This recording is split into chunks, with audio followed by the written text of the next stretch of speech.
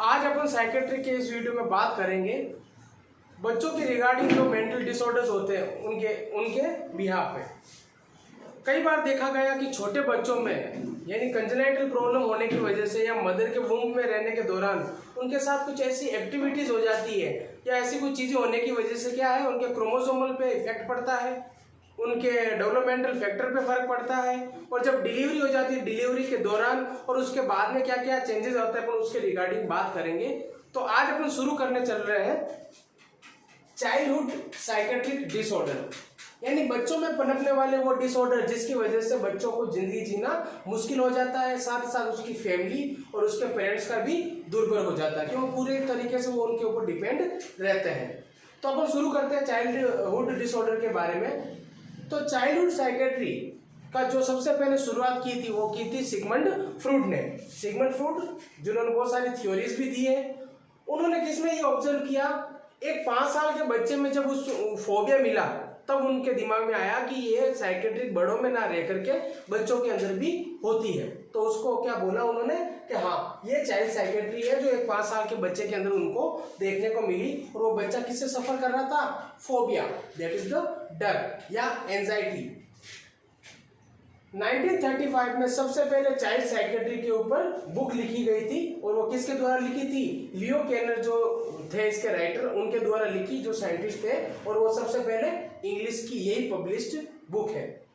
1954 के अंदर सबसे पहले ग्रेजुएशन जो साइकेट्रिक चाइल्ड साइकेट्रिक के अंदर जो ग्रेजुएशन कोर्स शुरू होता है वो सबसे पहले यहीं पे शुरू हुआ 1954 में। तो यहाँ पे बहुत सारे चाइल्ड डिसऑर्डर है। एक ऊपर अपन सिंपल इसके तरीके इसके लिए बात करते हैं कि चाइल्ड साइकेट्री क्या है, बिल्कुल ही डिफरेंट है एडल्ट साइकेट्रिक से। क्योंकि एडल्ट साइकेट्रिक में जो पेशेंट होता है उसको इजीली अपन ऑब्जर्व कर सकते हैं, उनके बारे में बात कर सकते हैं, वो अपने आप को खुद साइन और सिम्टम दे सकते हैं। लेकिन चाइल्ड साइकेट्रिक बिल्कुल डिफरेंट है। इसका कोज जेनेटिक गेस्टेशन पीरियड के दौरान देखने को मिल सकता है, उसमें भी आपको ध्यान रखना पड़ेगा। जब डिलीवरी हो रही हो तब भी प्रॉब्लम हो सकती है, डिलीवरी के बाद पेरीनेटल केयर में भी प्रॉब्लम हो सकती है, यहाँ तक कि जब बच्चा 5 साल से भी छोटा हो उस दौरान घर में भी उसके साथ प्रॉब्लम हो सकती है। तो चाइल्ड साइकेट्रिक में जो बच्चों की एज होती है वो है मिनिमम 2 to 3 ईयर। ये इसमें इसके चाइल्ड साइकेट्रिक के सिम्टम आना शुरू होते हैं और 10 से 12 साल तक की उम्र तक क्या होते हैं, उनमें पीक लेवल पे ये सिम्टम होते हैं। जो चाइल्ड साइकेट्रिक के जो डिसऑर्डर्स है या सिम्टम्स है, सिग्निफिकेंट थिंग्स है, वो उनके पेरेंट्स, वो उनकी कोई दाई या उनके जो स्पाउस होते हैं वो, उनके पेरेंट्स, साथ ही साथ उनके टीचर्स, क्लास टीचर्स, उनके पीयर ग्रुप वाले, उनके साथ में बैठने वाले बच्चे और उनके रिलेटिव, उनके पास से डाटा लेकर के बच्चे का ट्रीटमेंट स्टार्ट किया जाता है।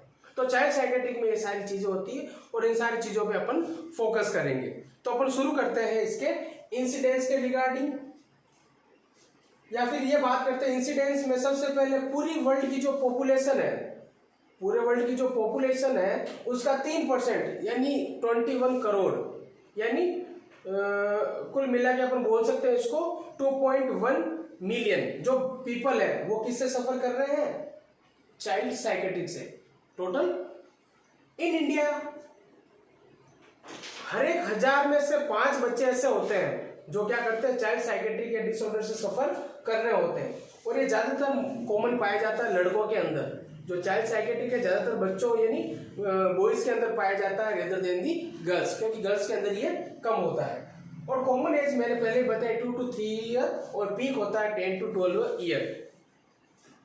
बात करते हैं इसके मेजरमेंट की, क्योंकि कहीं ना कहीं ये पता लगाना होता है कि बच्चे का आईक्यू क्या है, क्योंकि इसमें ब्रेन डेवलपमेंट, न्यूरोमस्कुलर डेवलपमेंट, यहाँ तक कि बॉडी माइंड रिलेशनशिप, ये सारे कहीं ना कहीं बड़े फैक्टर हैं जो यहाँ पे काम करते हैं। तो इसके अंदर क्या है कि एक फॉर्मूला बनाया गया साइंटिस्टों के द्वारा जिससे आईक्यू लेवल को क्या किया गया, मेजर किया जाता है कि बच्चे का आईक्यू लेवल कितना है। उसी बिहाफ पे पता लगेगा कि ये माइलस्टोन कब कब ये अचीव करेगा। तो सबसे पहले इंटेलिजेंट क्वार्टेंट, जिसको आईक्यू भी बोला जाता है, कहीं कहीं किन्हीं देशों में डेवलपमेंटल क्वार्टेंट भी बोला जाता है, जिसको डीक्यू भी बोला जाता है। तो इसका फॉर्मूला है आई क्यू का ये या डी क्यू का ये है, एम ए यानी mental age upon C A that is chronological age into 100। Mental age की अगर बात करें तो यहाँ पे डेट ऑफ बर्थ है बच्चे की, जो रियल एज है वो यहाँ पे काउंट होगी, और क्रोनोलॉजिकल एज के अंदर ये पता लगाया जाएगा कि एक स्केल है।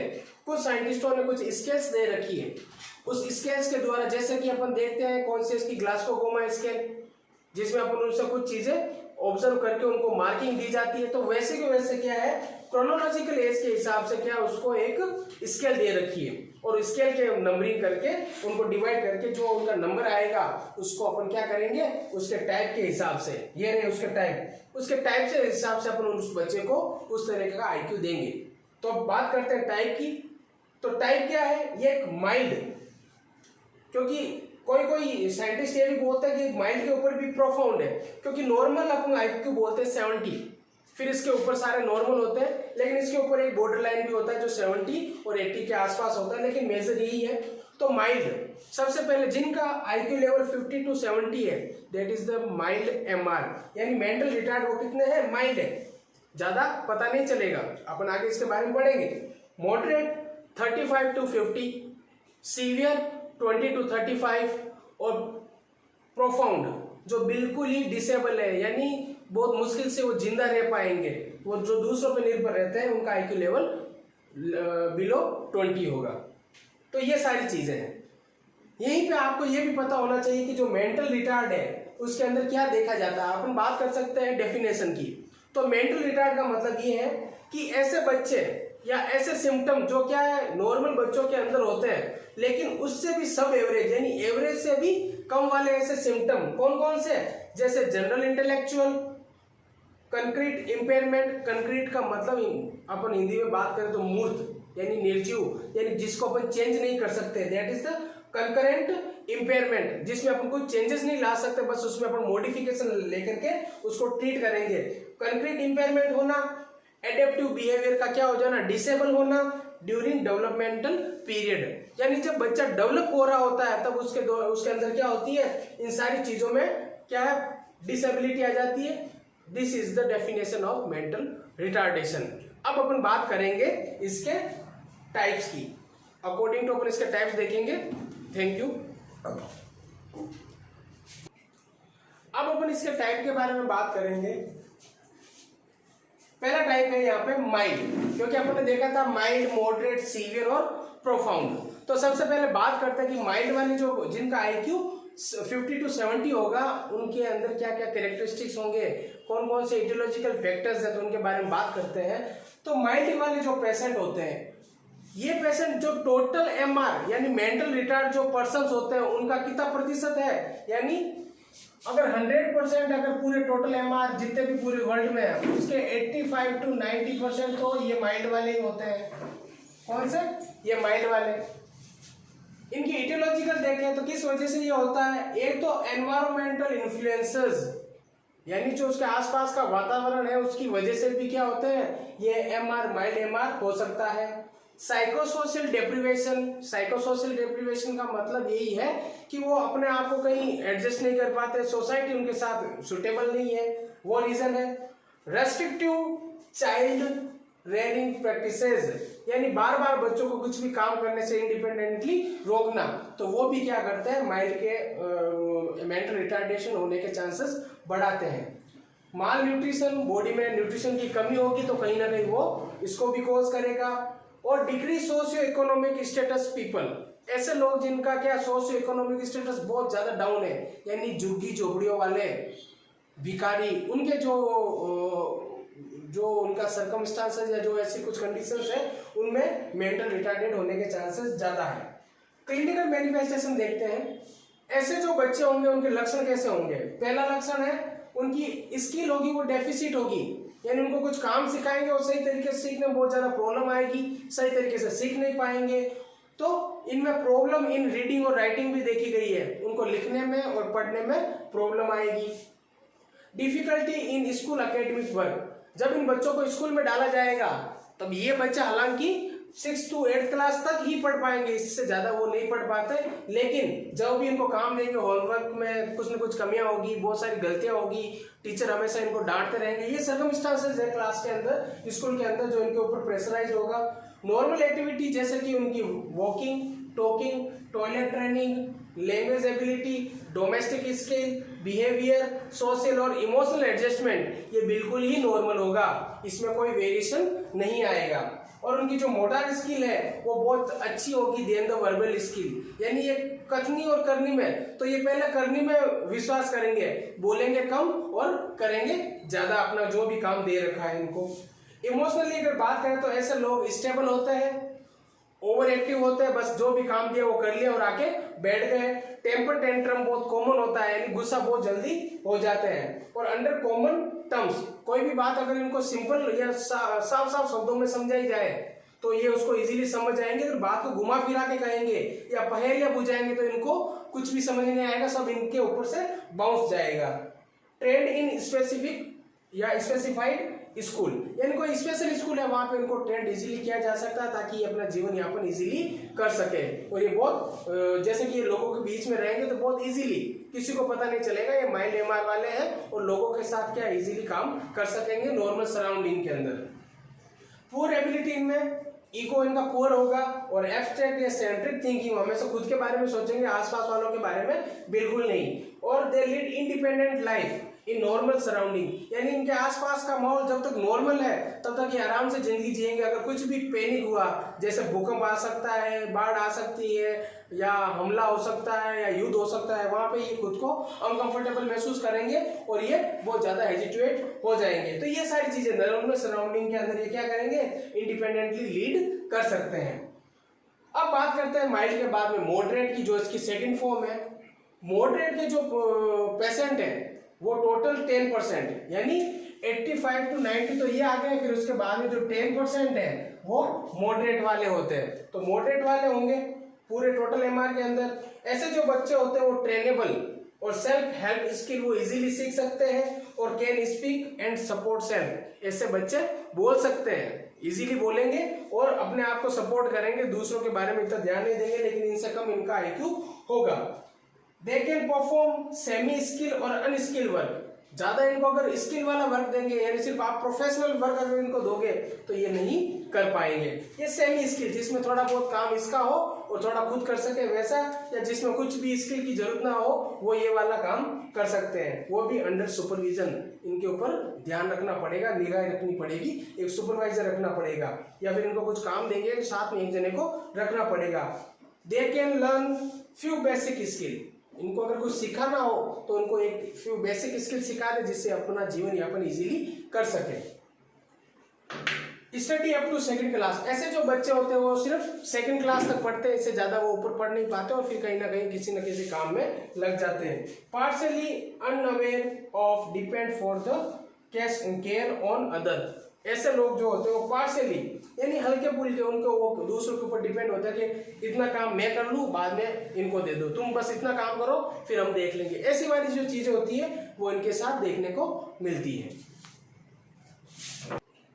अब थर्ड पॉइंट की बात करते हैं, वो है सीवियर, जो इसका थर्ड टाइप है। थर्ड टाइप वाले जो सीवियर पेशेंट है वो टोटल, जहां पे अपने देखा था माइल्ड थे वो 85 to 90% थे, जो मॉडरेट थे वो 7% थे, सॉरी 10% थे। अब जो है सीवियर है वो 7% है। टोटल मेंटल रिटार्डेशन के 7% जो व्यक्ति होते हैं या बच्चे होते हैं वो सीवियर कंडीशन वाले होते हैं। इनके अंदर देखा गया है इनकी जो स्लो मोटर डेवलपमेंट होती है प्री स्कूल ईयर्स के अंदर, यानी 5 साल के कम, प्री स्कूल मतलब 5 साल के बच्चे होते हैं तो वो 5 साल, इससे प्री स्कूलर मतलब 5 साल से छोटे वाले बच्चे, उनका जो स्लो मोटर डेवलपमेंट होता है, यानी कि चम्मच पकड़ना वो लेट सीखेंगे, किसी चीज को हैंडल करना, चलना लेट सीखेंगे, कुल मिला के जो उनके माइलस्टोन है प्री स्कूलर वाले वो धीरे धीरे गेन करेंगे, यानी डिले करेंगे, जैसे चलना, बोलना, खड़े होना, वो सारी चीजें। ट्रेनेबल और नॉर्मल लिविंग एक्टिविटी, ऐसे जो बच्चे अगर उनको सिखाया जाए तो वो इजीली सीख जाएंगे और जो नॉर्मल लिविंग एक्टिविटी को इजीली वो क्या करेंगे, हैंडल करना सीख जाएंगे, लेकिन अंडर सुपरविजन, इन किसी न किसी की देख रेख में। ऐसे लोग होते हैं, बच्चे होते हैं जो पार्शियली सेल्फ मेंटेन, अगर उनको एक बार तैयार करके बिठा दे फिर बोले तुम्हें ये ही करना है तो वो उसके ऊपर ही ज्यादा ध्यान देंगे, दूसरी चीजों पे नहीं। कुछ बच्चे होते हैं वो लर्न सोशल और बिहेवियर स्कूल, कुछ बच्चे जो इनके 7% के अंदर थोड़े बहुत बच्चे होंगे जो क्या है सोशल बिहेवियर और स्किल सीख जाएंगे। जैसे कि घर पे कोई मेहमान आया, उनको बोला कोई भी अगर बाहर से आए उनको नमस्ते करो, तो कोई मेहमान आया नमस्ते किया और फिर वहां से चलते बनेंगे, रुकेंगे नहीं, बस उनका काम था प्रणाम किया, नमस्ते किया और फिर निकल गए। वो सारी चीजें। Able to simple communicate, hi hello करना सीखेंगे, ज्यादा कुछ इंटरेक्ट नहीं करेंगे, बात को इनिशिएट करना नहीं सीखेंगे।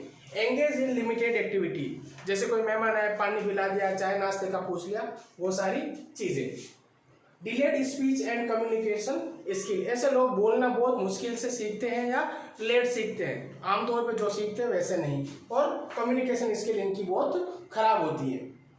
दूसरी बात करें प्रोफाउंड की, जो उसका चौथा टाइप है, तो ये बहुत सीवियर कंडीशन होती है, यानी इनका आईक्यू लेवल बिलो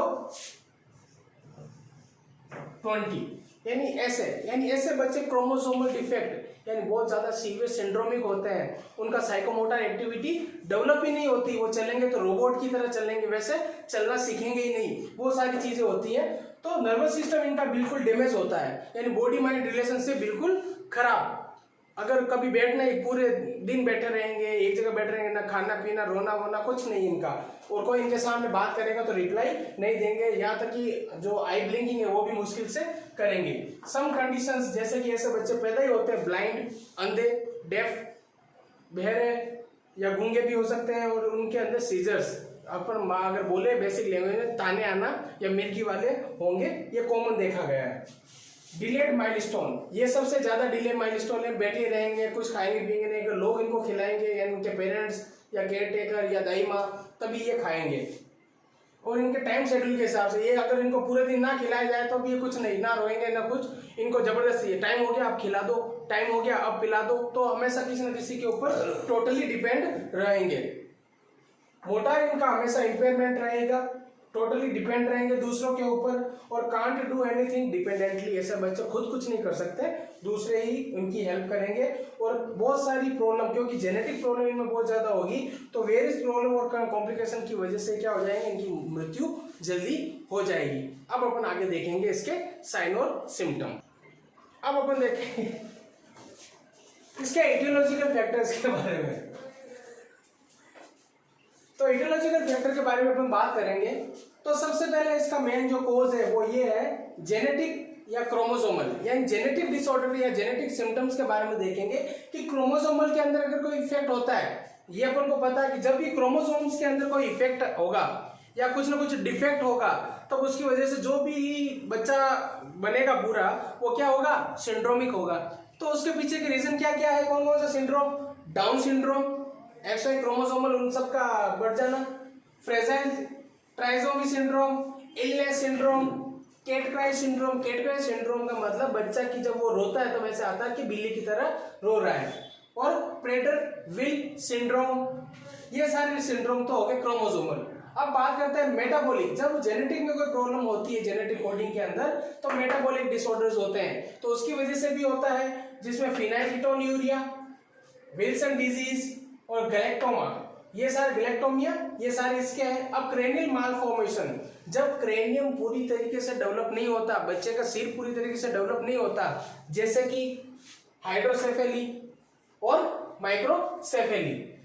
और दूसरा पॉइंट ये है कि ग्रोथ डिसऑर्डर ऑफ ब्रेन, अगर ब्रेन का डेवलपमेंट ही सही ना हो या अगर वो सही तरीके से काम ही ना करे तो भी डिसऑर्डर कोज होते हैं, जिसमें ट्यूबरस स्क्लेरोसिस, न्यूरोफाइब्रोमेटोसिस और एपिलेप्सी, दैट इज द मिर्गी। तो वो सारी चीजें भी यहाँ पे कोज करती हैं। अब बात करेंगे सेकंड पॉइंट। अब इस बात को आप समझ लीजिए कि इटियोलॉजी में अपन पढ़ेंगे गेस्टेशन पीरियड, उसके बाद की केयर और पेरीनेटल केयर, जब या और इसमें एक और पढ़ेंगे ड्यूरिंग लेबर, जब बच्चा डिलीवर हो रहा हो। तो पहला देखेंगे प्रीनेटल केयर, अगर कोई जब बच्चा मदर के वुम्ब में हो उस दौरान वो सीढ़ियों से नीचे गिर जाए या उसका पैर फिसल जाए, तो इंजरी अगर हुई है तो वो बॉडी के अंदर अगर ऑक्सीजन की सप्लाई कम हो रही है बच्चों को या बच्चे को, तो भी क्या होगा, MR हो सकता है, यानी हाइपोक्सिया की कंडीशन। बहुत ज्यादा आप अगर एक्सरे करवा रहे हो, कोई प्रॉब्लम हो गई, एक्सीडेंट हो गया, बार बार एक्सरे करवाने की जरूरत पड़ रहा है और मदर प्रेग्नेंट है, तो भी बच्चा मेंटल रिटार्डेशन हो सकता है। लेड पॉइजनिंग, आजकल के टाइम में ऐसा बहुत सारा खाना है जिसमें लेड की मात्रा ज्यादा पाई गई है। तो अगर ज़्यादा अगर जंक फूड और ये खाएंगे तो उसकी वजह से क्या होगा, टेस्ट के हिसाब से तो ये अच्छा है, लेकिन कहीं ना कहीं ये आपको हैबिचुएट कर देता है, आप में आदत लेके आ जाता है कि आप उस कंपनी का प्रोडक्ट ज़्यादा खरीदो। तो लेड ऐसा आप खाना ज़्यादा खाओगे तो बच्चे में बीमार होने के चांसेस बढ़ेंगे।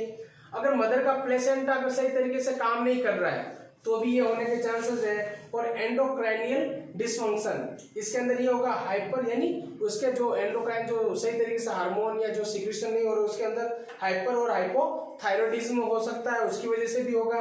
डायबिटीज मेलाइटस, माल न्यूट्रिशन, क्योंकि जब बच्चे का क्या एब्जॉर्प्शन ही सही नहीं हो रहा है तो उसकी वजह से भी होगा।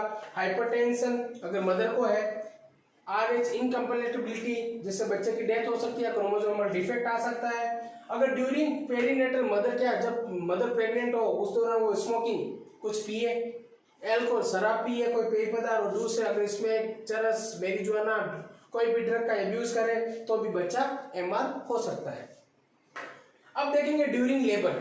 ड्यूरिंग लेबर का मतलब ये है कि जब बच्चे की डिलीवरी हो रही हो, जब गेस्टेशन पीरियड खत्म हुआ, 9 महीने खत्म हुए, अब डिलीवरी होने वाली हो, उस दौरान क्या है प्री मेच्योरिटी, अगर बच्चा 7 महीने में पैदा हो रहा है या पूरे मंथ कंप्लीट नहीं कर रहा उससे दौरान, क्योंकि इस दौरान क्या होगा बच्चे का जो ब्रेन फंक्शन है या फिर जो भी क्या बोले कि उसके एंटीजन एंटीबॉडी का सही तरीके से होना, वो अगर पूरा 9 मंथ अगर वो कंप्लीट नहीं करता उससे पहले डिलीवरी हो जाती है तब उसके अंदर भी ये पाया जाएगा।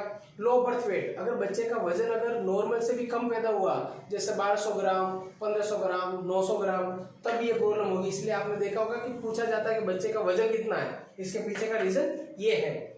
किसी भी प्रकार की हाइपोक्सिया, कभी कभार क्या होता है बच्चे की डिलीवरी के दौरान बच्चे का सिर का बड़ा होना और मदर के जो वेजाइन है उसके अंदर क्या होना, उसका अटक जाना और उसकी वजह से सही तरीके से रोटेटिंग नहीं हो पाना, तो कहीं ना कहीं उसका जो प्रोलेप्स हो जाता है उसकी वजह से ब्रेन में ऑक्सीजन सप्लाई कम होना, that is also a condition during labour. Not enough oxygen supply to the brain damage, अगर ब्रेन डैमेज हो गया ऑक्सीजन की हाइपोक्सिया की कंडीशन से तो भी हो सकता है।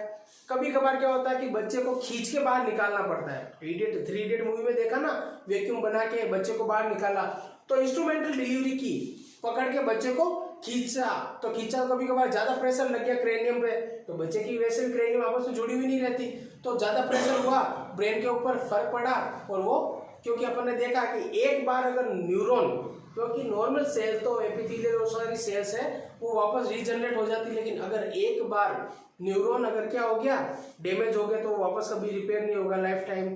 तो यही चीज है, तो इंस्ट्रूमेंटल डिलीवरी में ज्यादा प्रेशर पड़ा, खींचा, कहीं ना कहीं न्यूरॉन डैमेज हो गए तो वो लाइफ टाइम के लिए अपंग हो जाएगा।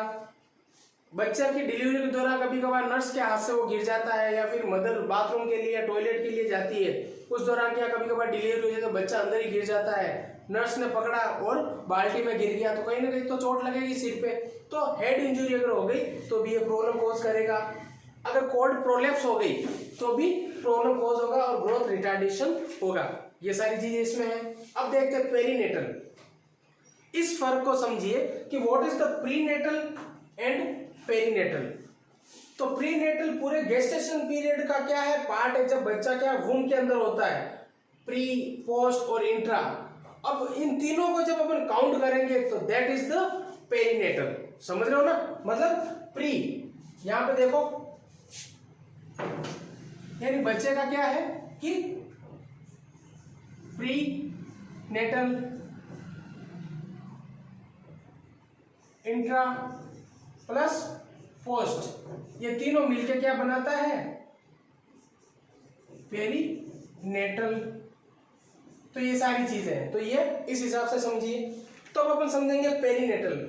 हाइपोक्सिया की कंडीशन जो इसके अंदर है वो भी आएगी, हाइपोग्लाइसीमिया, अगर बॉडी के अंदर ग्लूकोज का लेवल डाउन हो गया, कभी कभार देखते हैं ना डायबिटीज वाले को कि अगर मदर की प्रेगनेंसी करवानी है तो ग्लूकोज लेवल का होना जरूरी है, क्योंकि बच्चे पे इसका फर्क पड़ेगा। अब समझ आया क्या फर्क पड़ेगा साइकेट्रिक पहलू की तरफ से।